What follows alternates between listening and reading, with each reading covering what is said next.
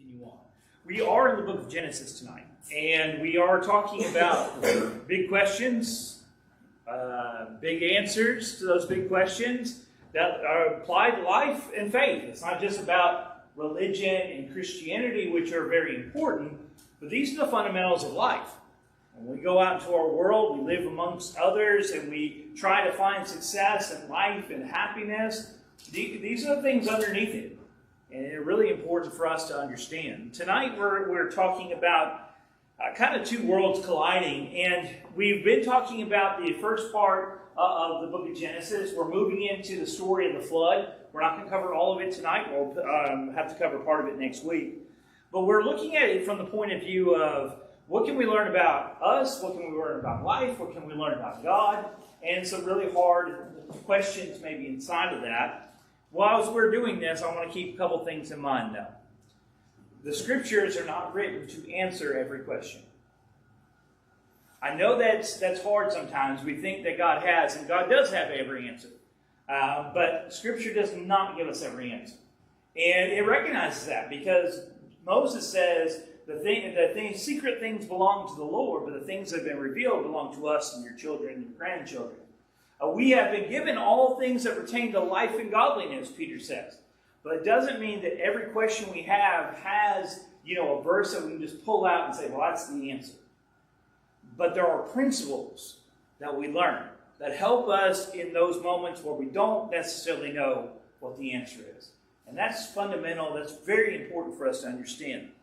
We're going to look at some terminology. We're going to be in Genesis 6 tonight. We're passing over Genesis 5, not because it's not important. You can go back and study the genealogies of Cain and of Seth, which is the son that they had after Abel was killed. But that's not really our focus in this particular study. Again, not because it's not important, but just we're staying on this kind of wavelength. But Genesis chapter 6. And if I get myself there we go. We're going to look at the first few verses here. We're going to talk about those, and I'm going to use my extender arm because I forgot my glasses again, and I need to stop doing that. All right. Now it came to pass, this is verse 1, when men began to multiply on the face of the earth, and daughters were born to them, that the sons of God saw the daughters of men, that they were beautiful, and they took wives for themselves of all whom they chose. And the Lord said, my spirit... We'll go ahead and put these verses up here. And the Lord said, my spirit shall not strive with man forever, for he is indeed flesh, yet his days shall be 120 years. There were giants on the earth in those days, and also afterward. And when the sons of God came into them, daughters of men, into the daughters of men, and they bore children to them, they were the mighty men who were of old, men of renown. As we're looking at tonight, we're looking at some things that are debated. That would be the light thing to say. There's a word here, it's not in the New King James, it's in some other versions. It's the word Nephilim, or Nephilium, and you've probably heard that. Anybody seen the more modern version of the flood? I forget what it was. It was called The Flood. It had Russell Crowe in it. It was horrible. No, it was Noah. It was called Noah. Something like that. They had these things depicted as big rock monsters or something like that in that. People's imaginations really run wild with this stuff. I do not know any more than what Scripture says. I will tell you there are two kind of competing theories on this concept of who these are. And I'll tell you why I don't think they're this one that gets a lot of attention. So in the text, and if you notice the language here, there is this idea of the sons of God and the daughters of men. And so this projection is then the sons of God must be like angels, and daughters of men are daughters of men, and they get together and they create these kind of half angel, half human beings that these are the Nephilim, these are giants, which only means very large human, by the way. There's a couple problems with that. One, what happens at the flood?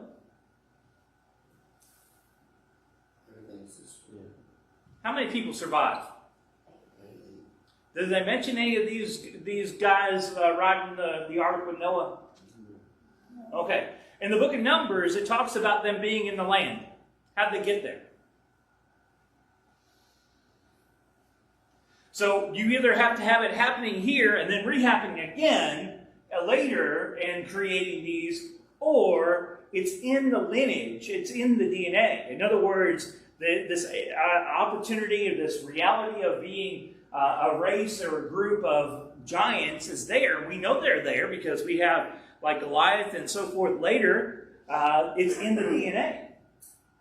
And I think that's more of the thing. What we're talking about here, we'll get into this a little bit more with sons of God, is those who followed after the path of Seth and using the daughters of men, not to say that only the men were faithful and the women, just to make the connection that these two groups were intertwined. And unfortunately, it's going to lead not for them going towards God, but instead going away from God. Now, these giants, who are they more than that? I don't know. It seems like an odd thing, though there's a lot of tradition that's attached to that, being this kind of half-breed between some kind of angelic being and people. I don't believe it. I don't know why I have a 4 there. I don't know how that snuck in on me. But anyway, so when we're looking at this, it's important for us to see what is actually being said, because that is the most important thing. So let's just do that for a minute. The Lord said, "My spirit shall not strive with man forever, for he is indeed flesh, yet his days shall be 120 years." There's a contrast between God and man. We all know that man's flesh, but why does God say that here in this text? We know it's coming. There's a judgment that's coming. We'll get to that in the next few verses. But why does it say, "My spirit shall not strive with man forever, for he is indeed flesh"?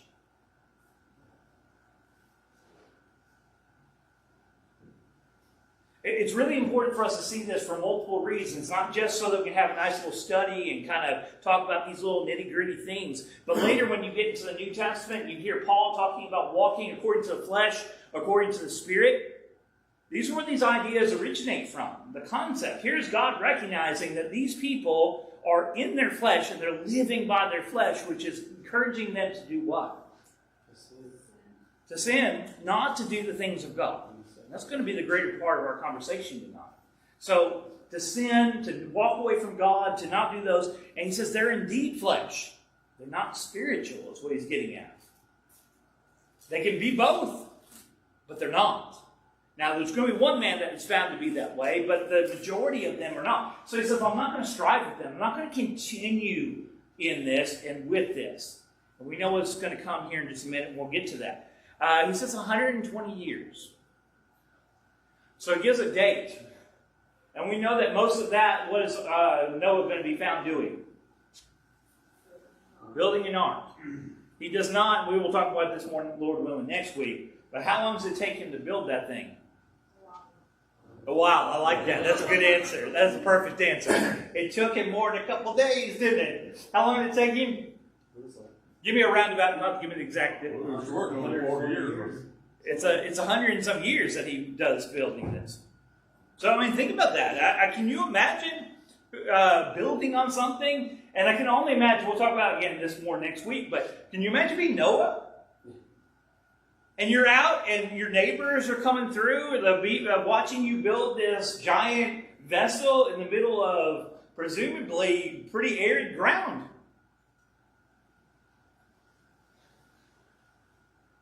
But God had said, I'm not going to deal with this anymore. Now, he could have chose all kinds of means to deal with this. I don't know why he chose to deal with it this way. But this is the way he's going to deal with it, with the flood, with the ark. So we'll look at that second part that we already teased a bit. There were giants on the earth in those days. Why do we need to know that? I don't know. Maybe Moses was like us, giving credit to Moses penning this. Maybe the Spirit knew that would draw our attention. I don't know. But there were giants after those days, and there were giants even all the way, at least until David's day. And I would argue that there are giants today. Has anybody seen one being on? I mean, he's... I seen a picture the other day, and I can't remember. It was, I'm a Florida fan. So we have this freshman, I don't even know his name, he's red shirt, and he's like 7'9". 7'9". He just, they were all showing him do layups, and he's just standing underneath the thing and just doing like this and putting the ball in. It's ridiculous. And then Florida also has this guy named Condon who's about 7 foot. And he looks like me standing next to Alan Bush. Sorry, Alan. I couldn't resist. Anyway, and then there's this guy who's 6'5". You understand that? He's 5 inches taller than me on my best day. And he looks like a little kid. It's in the DNA. It's possible for people to be this big. It's just not for a long time. It wasn't part of that. But, just like the color of our skin, just like the color of our hair, the color of our eyes, it's there. Now, why is he pointing out that there are giants on the earth in those days? I don't know. I'm going to step away from what I know, and I'm just going to put up something, and just a question. How big was Noah? That was what? How big was Noah? Oh, we're not told. We're not told. I don't know. I don't know if he was a tall man, an extra tall man. I don't know if he was a short man. I don't know if his average height. And what would average height be back then? I don't know. There's a lot of things we don't know. But there's a distinction here. There are giants in the land. And then we have this statement, when the sons of God came into the daughters of men, they bore children to them. Now, why would I say I don't believe that this is some kind of supernatural hanky-panky? This is just this people. We'll go back. We didn't do this, but let's go back to chapter 4 and 5 for just a moment. We talk about the family of Cain. This is in the latter part of chapter 4. You have the lineage there. It starts in verse 16. It goes down. Cain went out from the presence of the Lord. He takes a wife. He has children. They have a new son in verse 25 that is Seth that's going to carry down the lineage. In chapter 5, verse 1, this is a book of the genealogy of Adam, the days that God created man. He made him in the likeness of God. That is now, like the 4th time that he's made that statement. Genesis 1 appears twice, 3 times. And then we have it here, and I think there's one time in chapter 3. But you have this constant concept that he created him in the likeness. Verse 2. He created them male and female, and blessed them and called them mankind in the day they were created. And Adam lived, and we see how long he lived. And he has Seth, and he begets Seth, and we're going to have this lineage, right, that comes all the way down. And you're going to go down, down, down, down. And we're going to pick up in verse 25. And he called his name Noah. Whose lineage was Noah in? We started with Adam, went to Seth, we go all the way down. Whose lineage is he in? He's in Seth's lineage. He's not in Cain's lineage. Okay? I just want you to see that because I think this is really important. If you keep reading, and he's called his name Noah. This is verse 29. Did I say 25? My apologies. They all look the same to me right now. All right. I'm having to go a lot by memory. I get a couple letters. All right. This one will comfort us concerning our work and the toil of our hands because of the ground which the Lord has cursed. After he begot Noah, Lamech lived 595 years. That lived a long time. Had sons and daughters. All the days of Lamech were 777 years. And he died. Noah was 500 years old, and Noah begot Shem, Ham, and Japheth. All right. So who are the sons of God? So I think this is talking about the lineage of Seth.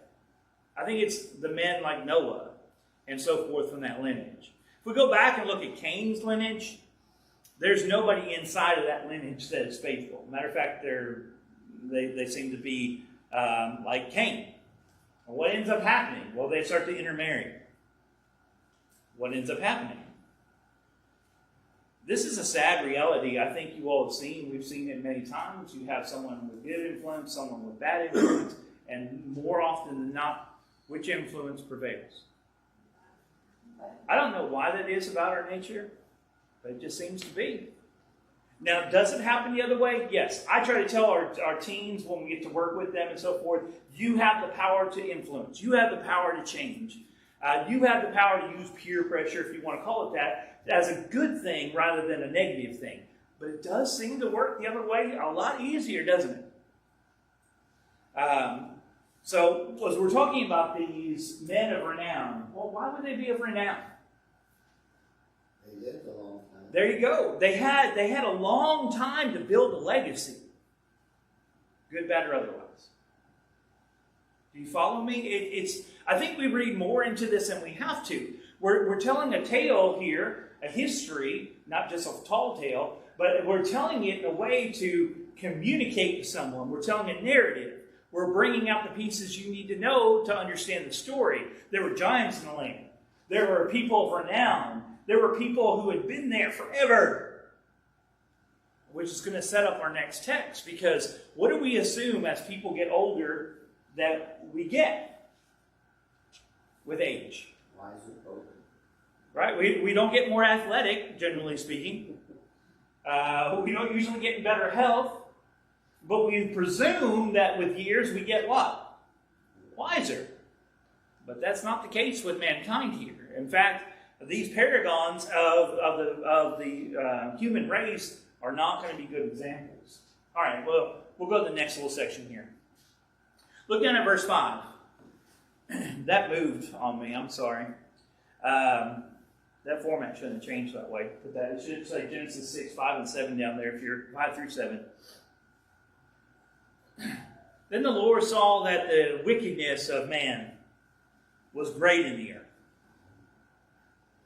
Not just a little bit, not just a little, they're doing some things they shouldn't do. And that every intent of the thoughts of his heart was only evil continually.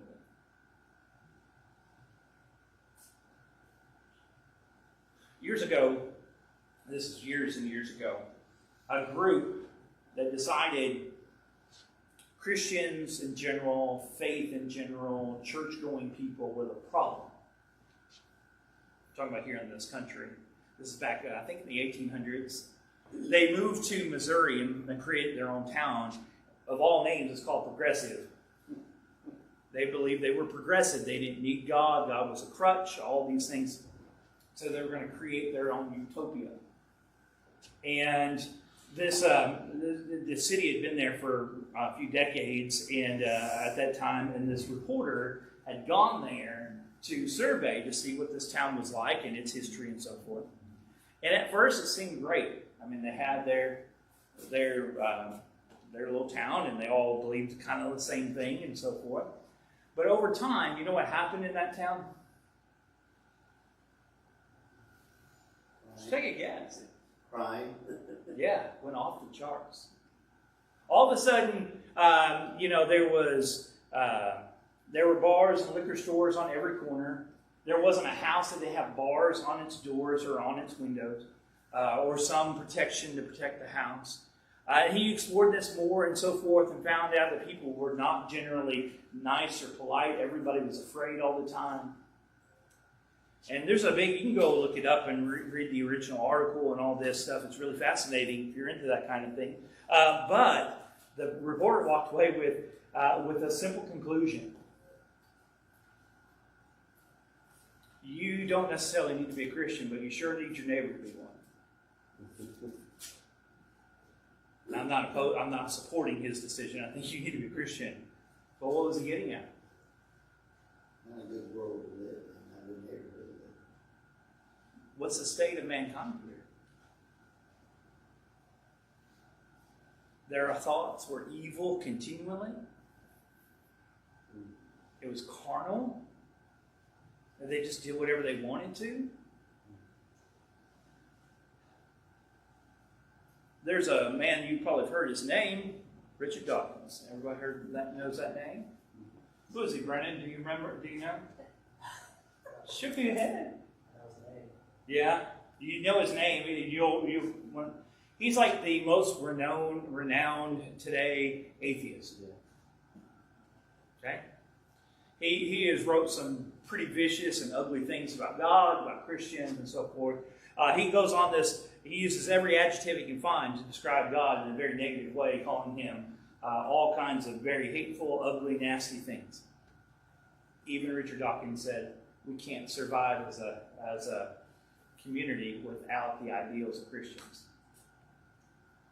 The reality is, and we see it, that's why I said this is not just about, again, do you believe in God, which is utmost important to us. I'm not suggesting it's not. But you can't live in this world without guidance. We all think we can. We all think we know. We all think it doesn't matter what segment of people we're talking about, what century we're talking about. It doesn't matter how many times we go out and think we know better, and what ends up happening. Not usually good things when we walk away from God. And there might be a parable about that. But I want you to look at this statement. And the Lord was sorry. You might read a version that says, and he repented. And that's what he's talking about. He's sorry. He's grieved in the heart. He wishes he hadn't done it. But it's not because he didn't know it was going to happen. It's that in that moment he has to experience it happen. I want to explain this the best I can because God is one of those things you can't know his mind. He's so far above us. But at least I struggle with this. I'm sure other people do too. How can God know the future and you and I still have freedom to choose? Anybody else struggle with that? Okay. I keep going back to parenting because parenting teaches you a world of things. So when you know that little Timothy, little Levi was mine, little Faith, is going to fall and hurt themselves. And you're like, oh, don't do that. You can pull them down. And you know eventually it's not going to be too bad.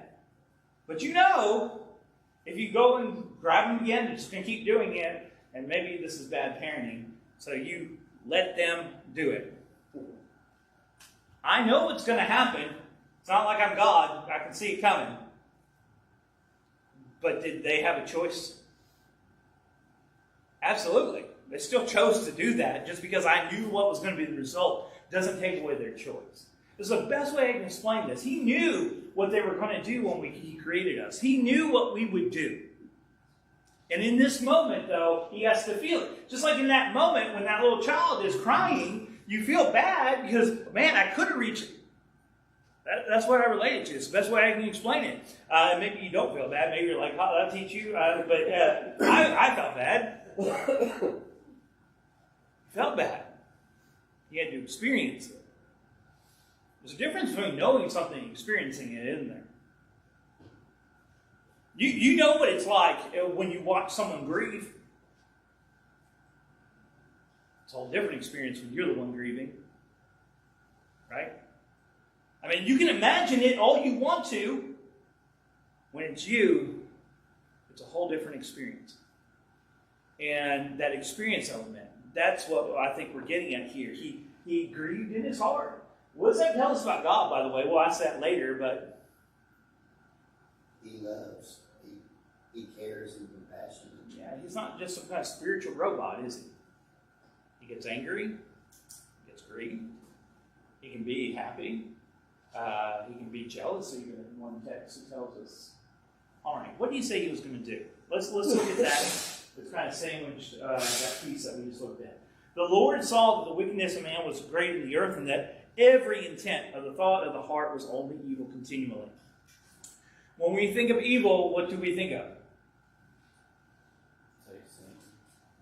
Satan, bad things. I don't know that they're always running around with hatchets trying to chop each other up. But it is that they just live after their own desires and wants and nothing else. Okay? So what does he say at the latter part? So the Lord said, I will destroy man whom I created from the face of the earth, both man and beast, creeping thing, bird of the air. I am sorry that I have made them. It's a pretty sad state, I would think. What does this tell us about God, though? Anything? He knows mankind. Okay. He does know mankind. What does human desires brought forth? Evil. At least sometimes. I don't think that we're incapable of doing good. I don't want you to get the wrong idea. This is argued sometimes with the whole debate philosophically about why does evil exist if God is good. And we can go way down that rabbit hole. I've been through that many times. I've studied that many times. If you're interested, if you're having issues with that, I'd be glad to listen to you and we can talk about some of those things. But the truth is, we don't know what good and bad are.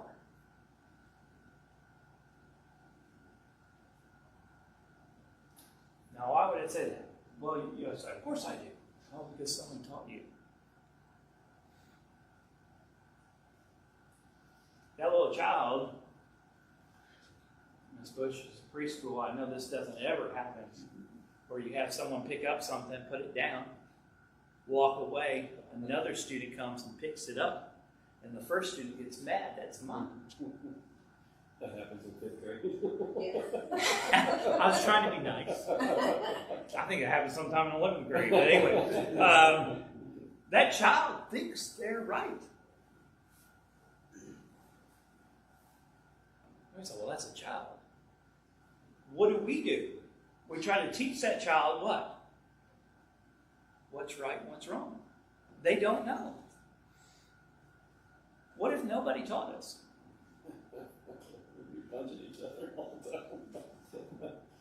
What happens when that cursor, that mark of what's good and what's right goes away? Lawless. So we'll do history with this. Everybody familiar, I'm sure, with at least a cursory review of World War II. Right? Fighting the Nazis. We'll leave the Japanese out. We'll just fight the Nazis, okay? So after the war, we had the Nuremberg trials, right? Who was tried? Ooh, pop quiz. Where's my history people? Marine. Huh? Marine S. Yeah, but who were they? Oh, Nazis. Yeah. Generals? The Nazi leaders, right? Any ones they could round up that didn't make it over to Brazil or wherever they ran off to. Anyway, so they put them on trial. Now, what law were they going to try them by? Who was in power in Germany? The Third Reich was in power. The Nazis were in power. The laws, they were just abiding by the laws they had created. You couldn't try them by German laws. You tried them by American laws, but they weren't American citizens. You tried to try them, I'm sure, by French laws or whatever, and you probably had something to do there because they invaded your space. But what did they end up having to find they violated? What law? Law of morality. A higher law. And that's exactly the phrasing in there, a higher law. We're called to a higher law. Well, what is it? How would we know what it was? Why? I'm saying they were definitely wrong. I am not suggesting. But why would we know, or why would we argue that Hitler or Mussolini or Pol Pot or whoever is wrong if everybody that they're around agrees with them and they have a bigger army? We don't know what's right and wrong. Is it wrong to drive a plane into a tower of people?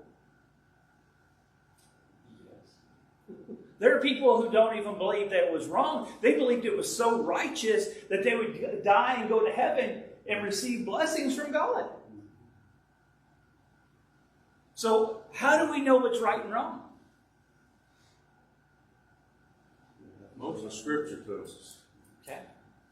We have to have a standard. We have to have something that gives us guidance. That's why that writer had said, if you're not a Christian, that's one thing, but you better hope your neighbor is. That's why someone is as vehemently against Christianity like Dawkins would make a similar comment. Because he knows, well, an atheist doesn't necessarily have a guiding principle, but that Christian does. And I know that it's wrong for them to go steal my things, so I'm hoping they keep what they've attributed themselves to, right? Let's do this with a couple things. The desires of humans has always has allowed sin to reign to the point that every thought has become evil. That's what we're looking at That's still true today. If sin reigns, remember going back to the comment God made to Cain, sin is crouched at the door, its desire is for you, and you should rule over it. But if we give in and allow sin to reign, what ends up happening? In Cain's position, it was what? Murder. Right. In so many things. I mean, we talked about David, we could use those examples, but look at this on a grand scale as what's happening here. There's no guidance. There's no, stepping back. We can see it again. We go forward in Scripture, and we're in the book of Genesis, and we're talking about Sodom and Gomorrah, which is 2 of 7 cities or villages, whatever you want to call them, of the plains. All of them were destroyed. These were just the 2 more popular of those, because you had Lot living in one. Probably makes that more popular. But when those angels that look like men went into that city, did those people believe they were doing wrong? Hopefully you remember that story. We don't have time to develop that. They were going to forcefully take them and use them. No. This is how disturbing this is. You know the most disturbing, and that's disturbing by a high level. Does anybody remember what Lot tried to do to keep them from... Tried to kill his daughters. What? Give him his daughters. Have you thought about that? Lot had been so corrupted by living there that his answer in his brain was to allow this crowd of people to have their way with his daughters. Now, they refused it, which is, it doesn't get any better in this story. But where does that come from? Lot walked with and traveled with Abraham. They got too big, decided to go 2 different ways. Lot saw the plains, desired them because they were more profitable. So where does he go? He goes and says, I'll take the plains. Easier to take care of my sheep, my goats, whatever he's got. Abraham goes for the hilly country, a lot harder. First we see him camped outside of Sodom. Then we see him inside Sodom.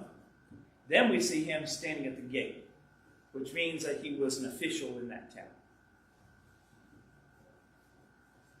This is what sin does. This is what desire does. And you say, well, how did that start? He desired the land. He went after what he thought was good.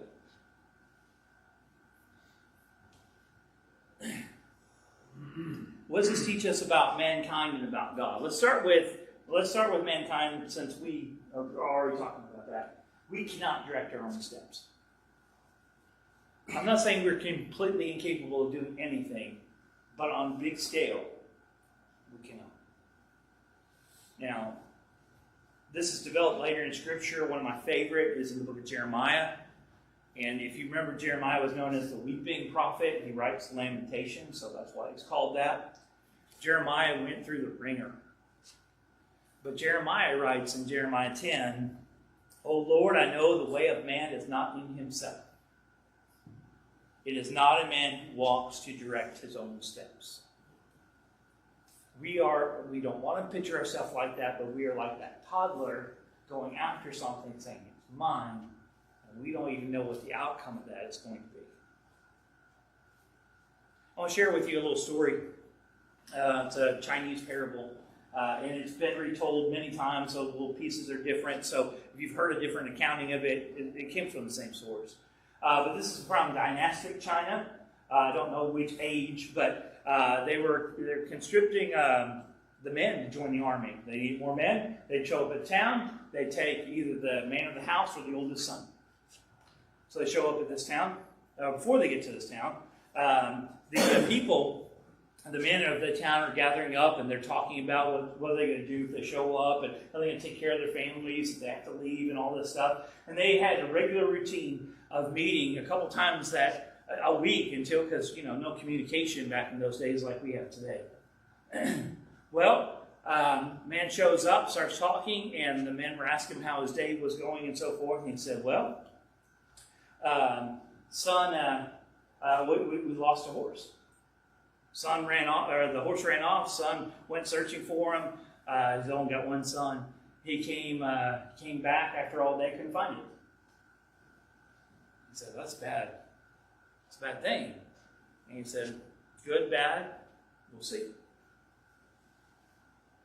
Next time they get together, the same guy, older guys are talking, and they ask him again, whatever happened? He said, well, that horse came back and brought another one with it. He said, well, that's great. That's a good thing. You should be happy about that. He said, good or bad, we'll see. The son decides to try to break this new horse, wild horse that followed the other horse home. And he's out there trying to break it, and this horse throws him, and he breaks his leg pretty bad. So next time these men are together, they're talking, and he's checking on each other, and he's like, well, my son fell off that horse that we got, and he broke his leg pretty bad. Can't walk. He's homebound, bedbound right now. It's a terrible thing.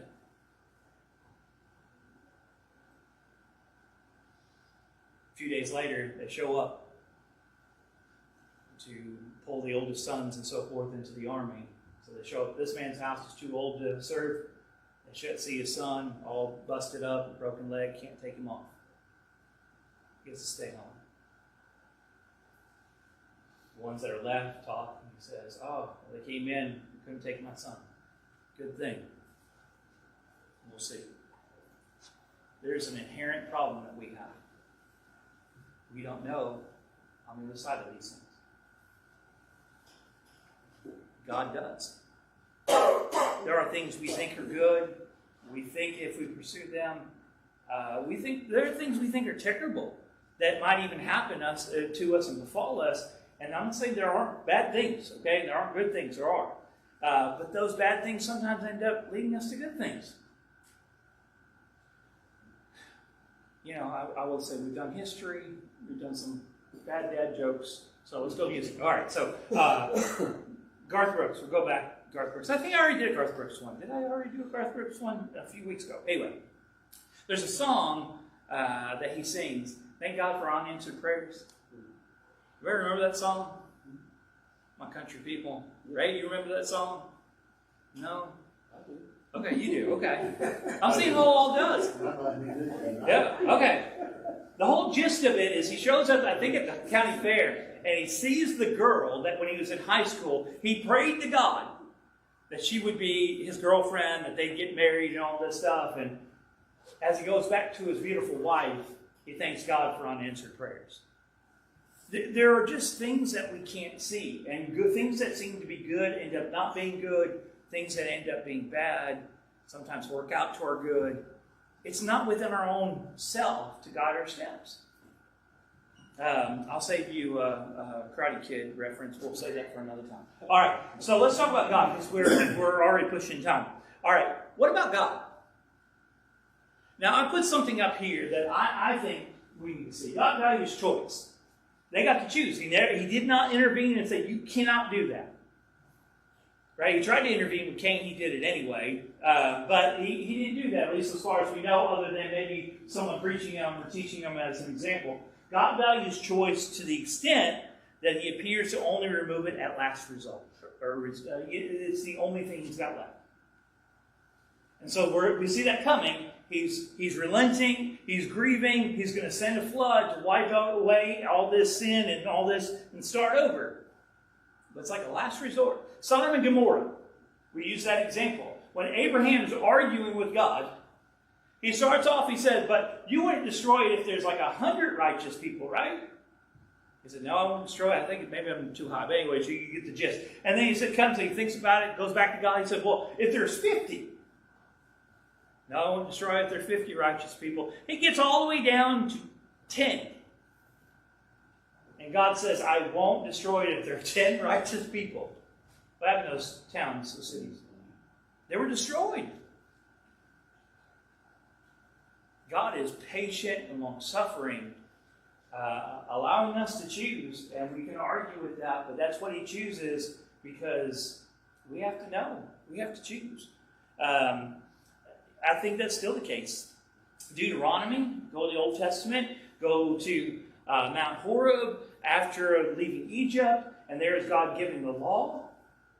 And we call this the law of blessing and cursing. And this is what he tells them. This day I call the heavens and the earth as witnesses against you, that has set before you life and death. Look at those concepts coming back up. All the way from the garden, now to Mount Horeb, and then we can go all the way to Jesus. We just don't have time tonight to do that. This day I call the heavens and the earth as witness against you, that has set before you life and death, blessings and curses.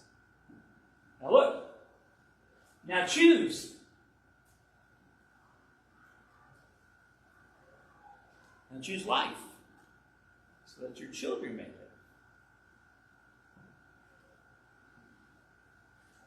In the days of Joshua, he told the people, choose you this day who you will serve. As for me and my house, we will serve the Lord. And of course, Jesus still gives us this choice. Do you have an invitation to song, Charlie? 109. I'll sing number 109 here in just a moment. Jesus is in the Sermon on the Mount, when we're looking at these words. He has been trying to teach them what it looks like to be a follower of God. If you take that sermon, and I call it, this is the buy-in. If you want to walk with God, you want to have the things of God, you want to have the blessings of God, you want to have the relationship with God, he says this is the buy-in. This is what it requires. When you get to chapter 7, we're towards the latter part of that sermon, and he tells us this, enter through the narrow gate. You know, God told the people in Moses' day, choose life. Enter through the narrow gate, for wide is the gate and broad is the road that leads to destruction, and many enter through it. But small is the gate and narrow the road that leads to life. Only a few find it.